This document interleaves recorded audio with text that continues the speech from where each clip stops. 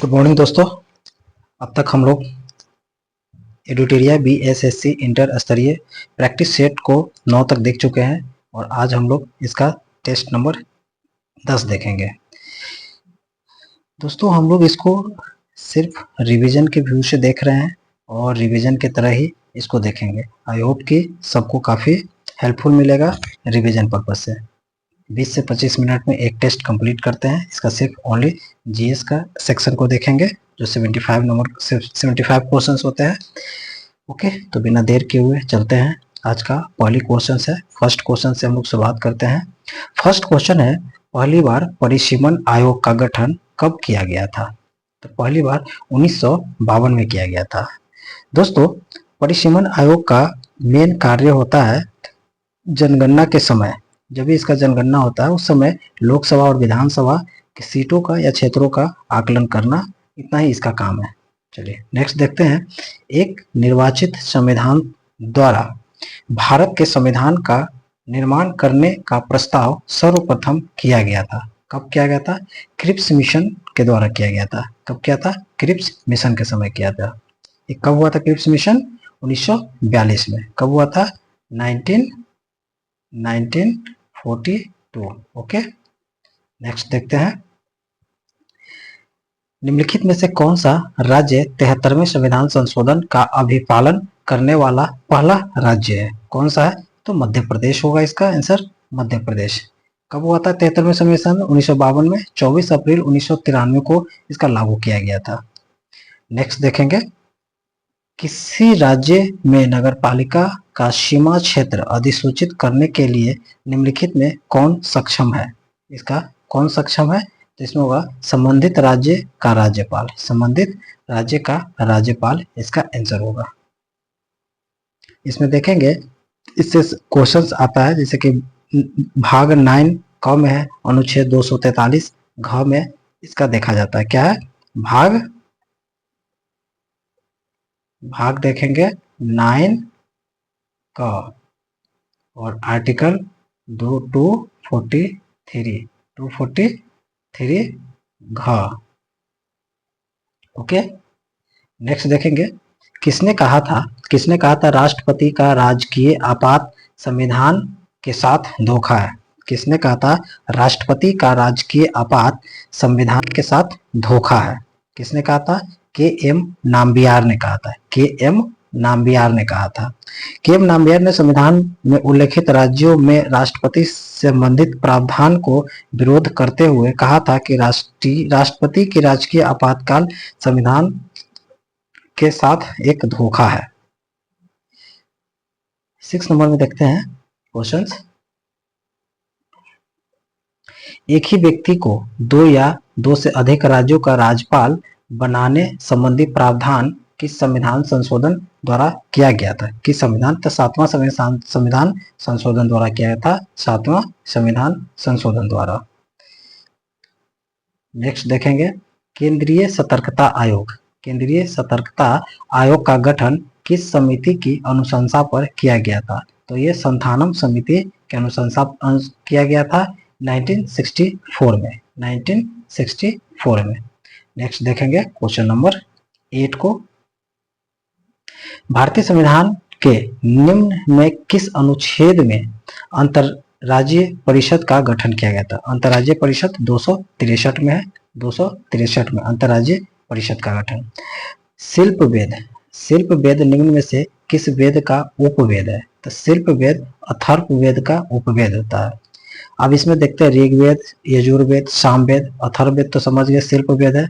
बाकी इस तीनों का उपवेद क्या होता है? जैसे ऋग्वेद, ऋग्वेद का क्या है? आयुर्वेद, सामवेद का गंधर्ववेद, यजुर्वेद का धनुर्वेद। निम्नलिखित में कौन सा सम्मिलित नहीं है? सम्मिलित इसमें नहीं है। चौहान वंश, परमार वंश, सोलंकी वंश, गढ़वाल वंश।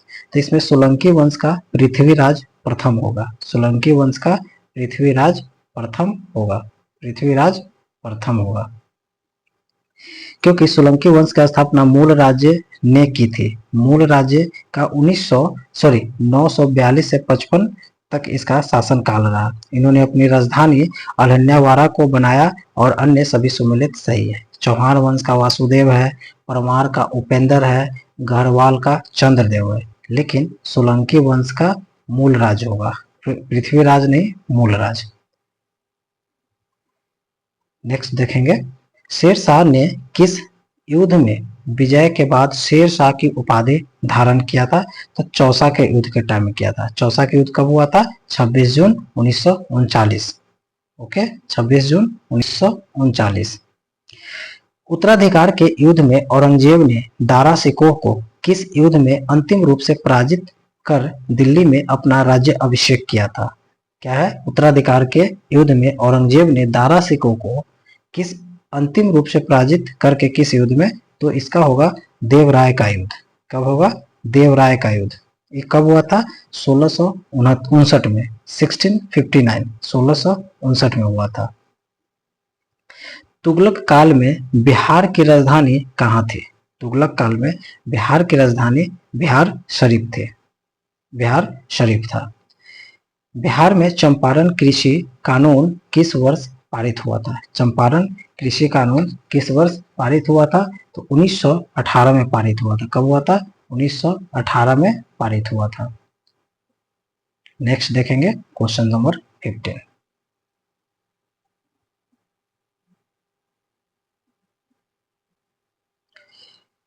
सूची को मिलाना है एक दूसरे को सूची से। एक तरफ विद्रोह का केंद्र है और नेतृत्व कर्ता किया हुआ है। 15 का इसका आंसर होगा लखनऊ। लखनऊ का बेगम हजरत महल, ठीक है। कानपुर, कानपुर के नाना साहब है, ये भी सही है। झांसी का लक्ष्मीबाई, इलाहाबाद का लियाकत अली, इलाहाबाद का लियाकत अली। क्लियर मिल गया? तो इसका आंसर हो जाएगा ए। नेक्स्ट देखेंगे, जून 1945, जून 1945 आयोजित शिमला सम्मेलन में कांग्रेस प्रतिनिधि मंडल का नेतृत्व किसने किया था? 1945 में मौलाना अबुल कलाम आजाद ने किया था। मौलाना अबुल आजाद ने किए थे 14 जुलाई 1945 को। नेक्स्ट देखेंगे, राजा राम मोहन राय द्वारा स्थापित प्रथम संस्था निम्नलिखित में से कौन सा है? सारा उन्हीं का, तत्वबोधिनी, कोलकाता यूनिटी कमेटी, ब्रह्म समाज, आत्मीय समाज। सबसे प्रथम क्या है? आत्मीय समाज। देखते हैं, आत्मीय समाज 1814 में इसका हुआ था। आत्मीय समाज 1814 में किया था। ब्रह्म समाज की बात करते हैं तो ब्रह्म समाज 1828 में किया था। नेक्स्ट देखेंगे, तत्वबोधिनी समाज की बात करेंगे, तत्वबोधिनी 1839 में किया था। कोलकाता यूनिटेड का करते हैं तो कलकत्ता यूनिटेड 1821 में किया था। क्लियर? आगे देखते हैं, किस गवर्नर जनरल ने 1839 में कोलकाता से शेरशाह सूरी मार्ग का नाम बदलकर ग्रैंड ट्रंक यानी कि जीटी रोड इसका नाम कर दिया था? जीटी रोड तो ऑकलैंड ने किया था। इसका लॉर्ड ऑकलैंड, लॉर्ड ऑकलैंड ने किया था। इसका टाइम था 1836 से 42 के टाइम में। नेहरू रिपोर्ट तैयार करने वाली कमेटी के सदस्यों में निम्नलिखित में कौन शामिल नहीं है? कौन शामिल नहीं था? एनी बेसेंट नहीं थे इसमें, एनी बेसेंट नहीं थे। अली इमाम, सुभाष चंद्र बोस, जवाहरलाल नेहरू थे, बट एनी बेसेंट नहीं थे। साइमन कमीशन द्वारा किस वर्ष अपनी रिपोर्ट प्रस्तुत किया गया था? साइमन कमीशन किस वर्ष अपनी रिपोर्ट प्रस्तुत किया था? 1930 के टाइम में किया था। सलीम अली राष्ट्रीय उद्यान कहाँ पे स्थित है? तो जम्मू कश्मीर में सलीम अली राष्ट्रीय उद्यान। प्रधान यामेतर नहीं गुजरती है? Algeria, niger, France, Spain. तो ये नाइजर से नहीं गुजरती है, प्रधान यामेतर नाइजर से नहीं गुजरती है। चलो इसके बारे में थोड़ा सा देखते हैं कि नाइजर से गुजरती नहीं है। प्रधान यामेतर या ग्रीनविच रेखा इंग्लैंड में ग्रीनविच से गुजरती है, यह शून्य देशांतर को दर्शाता है। इसके विपरीत अंतरराष्ट्रीय तिथि रेखा जो 180 डिग्री देशांतर है, अंतरराष्ट्रीय तिथि रेखा टेढ़ी मेढ़ी रेखा है और बेरिंग जल डमरू से होकर गुजरती है। दो देशांतरों के मध्य हमेशा याद रखना 4 मिनट का अंतर होता है। दो देशांतरों के मध्य हमेशा 4 मिनट का अंतर होता है। नेक्स्ट देखेंगे, पृथ्वी पर मूलतः एक ही विशाल भूखंड था, उसको क्या कहा जाता था? पैंजिया कहा जाता था। क्या कहा जाता था? पैंजिया।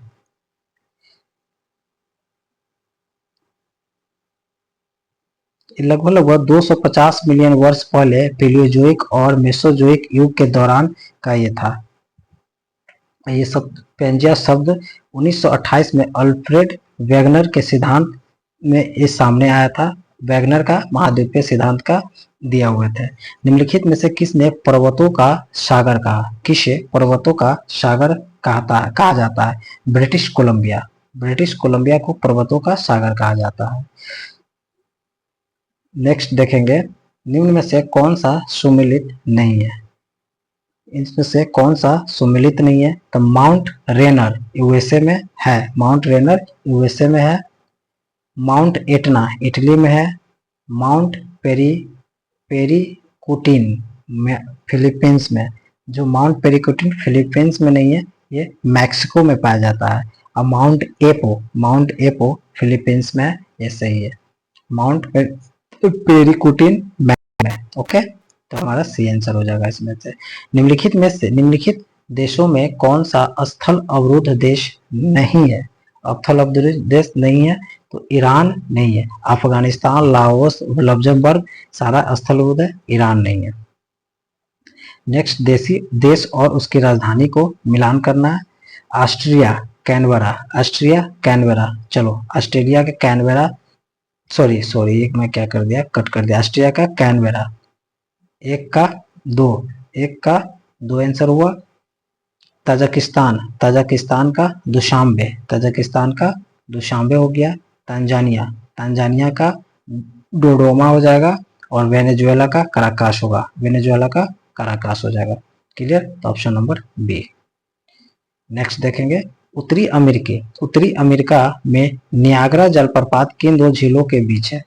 नियाग्रा जलप्रपात याद हमेशा रखिएगा, एंटोरिया झील और इरी झील। एंटोरिया और इरी झील। इसके बारे में थोड़ा जानते हैं। उत्तरी अमेरिका में स्थित है नियाग्रा जलप्रपात। उत्तरी अमेरिका में है, जो ओंटेरिया और इरी झील के बीच में है। यह जलप्रपात अमेरिका एवं कनाडा के बीच भी सीमा बनाती है। सेंट लॉरेंस नदी ओंटेरिया झील से निकलती है। इसी कारण नियाग्रा जलप्रपात को सेंट लॉरेंस नदी के नाम से भी जाना जाता है। संयुक्त राज्य अमेरिका और कनाडा सीमा पर स्थित प्रमुख झीलें और कई सारे झीलें जैसे ह्यूरन झील, इरी झील, सुपीरियर झील, ओंटेरियो झील, ये सारा यूएसए में है। चलिए नेक्स्ट देखेंगे, निम्नलिखित में से कौन सा अपने प्रभाव में सर्वाधिक मुद्रास्फीति के कारण हो सकता है? कौन सा हो सकता है? जिसमें देखेंगे, बजट घाटे के वित्तीयन के लिए नई मुद्रा का सृजन करना। ये हमेशा आपका सर्वाधिक प्रभाव में मुद्रास्फीति दिखेगा, नई मुद्रा को अगर आप छापते हैं तो। जब भारतीय रिजर्व बैंक नकदी रिजर्व अनुपात में वृद्धि की घोषणा करता है, कहता है आरबीआई नकदी रिजर्व अनुपात में वृद्धि की घोषणा करता है, तो इसका तात्पर्य क्या होगा? इसका तात्पर्य क्या हो सकता है? तो इसका हो जाएगा, वाणिज्यिक बैंकों के पास उधार देने के लिए कम मुद्रा होगी। नेक्स्ट है, मुद्रा नीति क्या है? मुद्रा नीति क्या है? राजकोषीय नीति का पूरक है। राजकोषीय नीति का पूरक है मुद्रा नीति। निम्नलिखित में से कौन सा स्कीम ग्रामीण विकास के लिए नहीं था? ग्रामीण ट्राइसेम, आईआरडीपी, जेआरवाई, ये सारा था, लेकिन सीआरवाई नहीं है। ग्रामीण युवा को स्वरोजगार हेतु प्रशिक्षण कार्यक्रम ट्राइसेम, जवाहरलाल योजना यानी कि जेआरवाई तथा समन्वित ग्रामीण विकास कार्यक्रम आईआरडीपी ग्रामीण विकास से संबंधित है, लेकिन सीआरवाई चाइल्ड राइट एंड यू ग्रामीण विकास से संबंधित नहीं है। ये बाल अधिकार से संबंधित एक एनजीओ है। नेक्स्ट देखेंगे, भारत सरकार का कौन सा मंत्रालय भारत की विदेश व्यापार नीति से संबंधित है? कौन सा? तो वाणिज्यिक एवं उद्योग मंत्रालय। वाणिज्यिक एवं उद्योग मंत्रालय। वर्ल्ड इकोनॉमिक आउटलुक इंडेक्स कौन प्रकाशित करता है? तो आईएमएफ करता है। आईएमएफ करता है, बिल्कुल सही। भारत जेंडर बजटिंग कब शुरू हुआ था? भारत जेंडर बजट कब शुरू किया गया था? तो केंद्रीय बजट 2005-6 के टाइम में हुआ था। 5 और 6 के टाइम में। किस राज्य सरकार द्वारा गीता कार्मिक बीमा योजना किस राज्य सरकार द्वारा गीता कार्मिक बीमा योजना की शुरुआत किया गया था? तेलंगाना में किया था। ये क्या है गीता कार्मिक, तो इसके बारे में देखते हैं। तारे निकालने वाले श्रमिकों को 5 लाख रुपए का बीमा प्रदान करने हेतु तेलंगाना सरकार द्वारा गीता कार्मिक बीमा योजना शुरुआत की थी। इससे और कुछ जोड़ा है, जैसे कि असरा पेंशन योजना तेलंगाना में है, बुनकर बीमा योजना तेलंगाना से संबंधित है। नेक्स्ट है विश्व आर्थिक स्वतंत्रता सूचकांक 2023 में भारत का स्थान कौन सा रहा? तो 131वां स्थान रहा। 131 131। राष्ट्रीय पिछड़ा वर्ग आयोग का अध्यक्ष हंसराज गंगाराम अहीर है। हंसराज गंगाराम अहीर है। नेक्स्ट देखेंगे, राष्ट्रीय डॉल्फिन दिवस कब मनाया जाता है? 5 अक्टूबर को मनाया जाता है राष्ट्रीय डॉल्फिन दिवस। राष्ट्रीय वन्यजीव बोर्ड द्वारा प्रतिवर्ष 5 अक्टूबर को यह दिवस मनाने की घोषणा किया था। हाल ही में किस चक्रवात तूफान को म्यांमार बांग्लादेश के तट पर कहर बरपाया? हाल ही में अभी कौन? तो मोचा नाम का तूफान है। वन स्थिति रिपोर्ट 2021 के अनुसार वृक्षावरण का प्रतिशत कितना रहा? तो 2.91। हाल ही में पद्म विभूषण सम्मानित किया एस.एम. कृष्णा का संबंध किस क्षेत्र से है? पद्म विभूषण से सम्मानित किया एम.एस. कृष्णा किससे संबंधित है? तो लोक कार्य से संबंधित है। लोक कार्य से संबंधित है। दीपग्रेस इक्का का संबंध किस खेल से है? किस खेल से है? हॉकी खेल से संबंधित है। ये हॉकी खेल से संबंधित है दीपग्रेस इक्का। और कुछ देखते हैं, जैसे दीपग्रेस इक्का का संबंध हॉकी से है। और खेल है जैसे बॉक्सिंग में मतलब निहकत जरीन, जूडो सुशीला देवी, कुश्ती अंशु मलक, ये सब को अर्जुन पुरस्कार से सम्मानित किया गया। द एलिफेंट विस्पर डॉक्यूमेंट्री के निर्देशक निम्न में से कौन है? तो कार्तिकी गोंजाल्विस है। एससीओ शिखर सम्मेलन 2023 का आयोजन कहाँ किया गया है? तो भारत में किया गया एससीओ का। नेक्स्ट देखेंगे, किस बैंक द्वारा प्रोजेक्ट कुबेर लॉन्च किया गया? एसबीआई। क्या है प्रोजेक्ट कुबेर? तो ये एसबीआई द्वारा ग्राहकों को बैंकिंग सेवा प्रदान करने के उद्देश्य से बेंगलुरु में प्रोजेक्ट कुबेर को लॉन्च किया गया था। क्लियर। भारत में ऑटो बाजार निर्माण के क्षेत्र में विश्व का कौन सा स्थान है? तो तीसरा स्थान है इसका। ईरान पाकिस्तान गैस पाइपलाइन को निम्न में से किस नाम से जाना जाता है? शांति पाइपलाइन के नाम से जाना जाता है ईरान पाकिस्तान गैस पाइपलाइन को। पोगासस स्पाईवेयर को किस देश द्वारा विकसित किया गया था? किस देश द्वारा? तो इजराइल द्वारा विकसित किया गया था। नेक्स्ट देखेंगे, निम्न में से कौन सत्य फल का उदाहरण नहीं है? निम्न में से कौन सत्य फल का उदाहरण नहीं है? तो सेब सत्य फल का उदाहरण नहीं है। सत्य फल, असत्य फल के अंडाशय से ना प्राप्त होकर फूल या उत्तक के अन्य भाग से प्राप्त होता है, जैसे अंजीर, सेब, अनानास आदि असत्य फल के उदाहरण है। अंजीर, सेब, अनानास आदि। जैसे जैसे हम आवर्त पीरियड में आगे बढ़ते हैं, तत्वों की संयोजकता क्या होती है? तत्वों की संयोजकता प्रारंभ में बढ़ता है, फिर बाद में घटने लगता है। कार्बन 12 परमाणु में होता है। कार्बन 12 परमाणु में होता है 6 इलेक्ट्रॉन, 6 प्रोटॉन तथा 6 न्यूट्रॉन। 6 इलेक्ट्रॉन, 6 प्रोटॉन तथा 6 न्यूट्रॉन। डंक वाले स्थान पर किसके प्रयोग का आरंभ मिलता है? बेकिंग सोडा का। बेकिंग सोडा का डंक, अगर कोई चींटी छिपकली कुछ काट लेता है, बिच्छू वगैरह, तो वहां पे आपको ये लगाना चाहिए। किसी भी उदासीन विलयन का पीएच मान क्या हो सकता है? तो 7 होगा। सूर्य की ओर सूर्यमुखी की गति का कारण क्या है? तो फोटोट्रोपिज्म या प्रकाशानुवर्तन, प्रकाश की दिशा में पौधे की वृद्धि है। अतः सूर्य की ओर सूरजमुखी की गति फोटोट्रोपिज्म के कारण होता है। फोटोट्रोपिज्म के कारण। नेक्स्ट देखेंगे, वृद्धि हार्मोन किसके द्वारा स्रावित होता है? वृद्धि हार्मोन पीयूष ग्रंथि के द्वारा होता है, पीयूष ग्रंथि के द्वारा। निम्न में से कौन से पौधे का वृद्धि रोधी हार्मोन है? कौन सा पौधे का वृद्धि रोधी हार्मोन है? एब्सिसिक अम्ल होगा। तो इसके बारे में देखते हैं। एब्सिसिक अम्ल वृद्धि रोधी हार्मोन है जो पौधों को वृद्धि को रोक देता है। इस प्रक्रिया में यह हार्मोन पौधे के रंध्रों को बंद करके वाष्पोत्सर्जन को नियंत्रित करता है, जिससे पौधे की वृद्धि रुक जाती है। यह बीजों तथा कलिकाओं को सुषुप्तावस्था में लाता है। हाइपरमेट्रोपिया के मामले में सुधार के लिए किस लेंस का उपयोग किया जाता है? उत्तल लेंस का उपयोग किया जाता है। उत्तल लेंस का उपयोग किया जाता है। वास्तविक और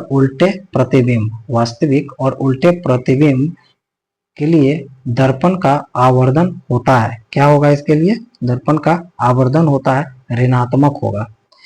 धात्विक चालक में विद्युत धारा का प्रवाह होता है। धात्विक चालक में विद्युत धारा का प्रवाह क्या होगा? केवल इलेक्ट्रॉनों के कारण होता है। नेक्स्ट देखेंगे, टांका यानी कि शोल्डर किन अवयवों का मिश्रण होता है? Tin plus lead. निम्न में से कौन सा अग्रमाशयिक का हिस्सा नहीं है? कौन सा हिस्सा नहीं है? मेडुला नहीं है। थैलमस, सेरिब्रम, हाइपोथैलेमस सारा है, लेकिन मेडुला नहीं है।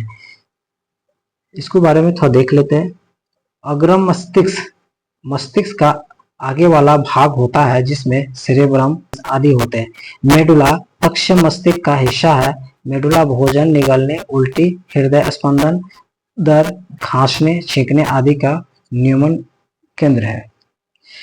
निम्नलिखित में से कौन सबसे बड़ी अंतःस्रावी ग्रंथि है? कौन है? तो थायराइड ग्रंथि सबसे बड़ी अंतःस्रावी ग्रंथि है। शहद का प्रमुख घटक क्या है? तो फ्रक्टोज होगा।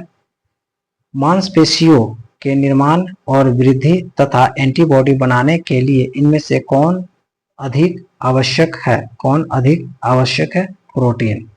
मांसपेशियों के निर्माण, वृद्धि, एंटीबॉडी के लिए प्रोटीन सबसे आवश्यक होता है।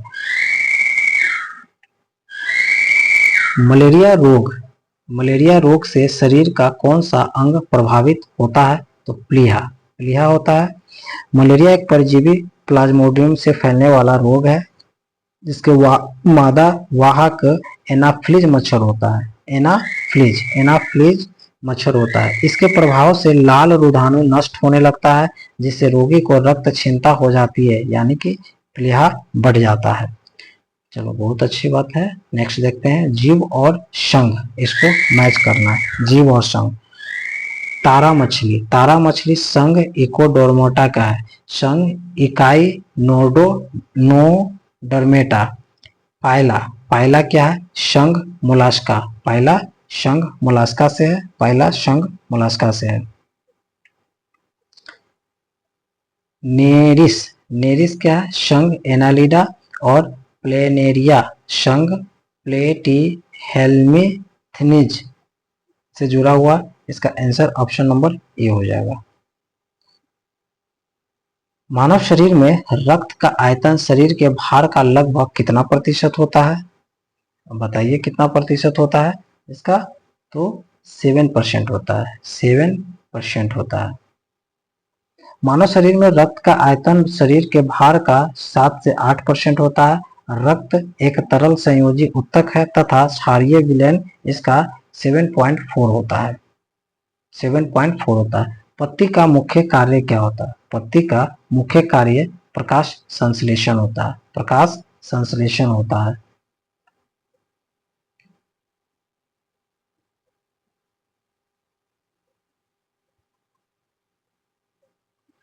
एक बिंदु पर चुंबकीय क्षेत्र की उपस्थिति का पता लगाया जाता है। एक बिंदु पर चुंबकीय क्षेत्र की उपस्थिति का पता लगाया जाता है। क्या होगा? 70 का एक कंपास सुई द्वारा।